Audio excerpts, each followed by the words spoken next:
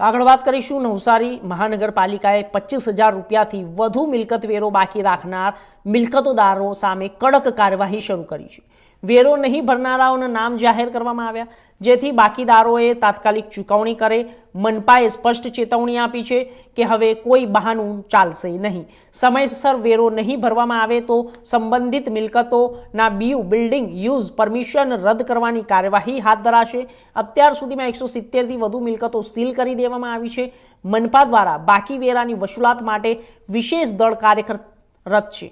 નાગરિકોને અપીલ કરવામાં આવી છે દંડ અને કાયદેસરની કાર્યવાહીથી બચવા વહેલી તકે રકમ જમા કરાવે, નહીં તો કાયદેસરની કાર્યવાહી કરવી પડશે।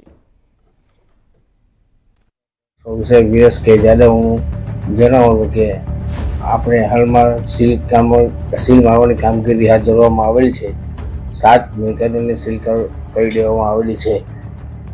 અત્યાર લગીનમાં 70% રિકવરી થઈ ગઈ છે। હવે 30% જે બાકી રહેલી છે તે માનનીય કમિશનર દ્વારા કડક સૂચના આપવામાં આવી છે કે દરેક મિલકત ધારકો પર પહોંચીને એના પર કાર્યવાહી કરવાની સૂચના આપવામાં આવી છે। 7 દુકાનો જે બાકી હતો લગભગ 35,000 જેવો છે। આજની તારીખમાં હાલમાં 10 દુકાનને સીલ મારેલી છે।